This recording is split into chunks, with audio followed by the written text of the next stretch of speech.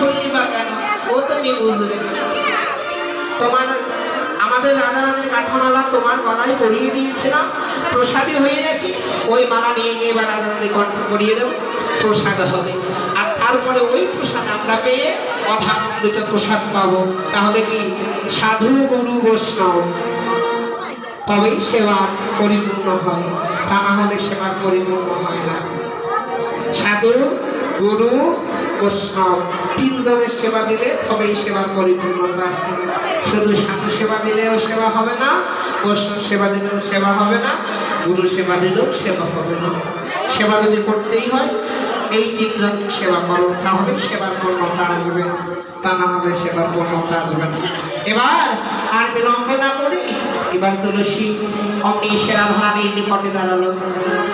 রাধারানী তুলসী করে মালা দেখে আর বিলম্ব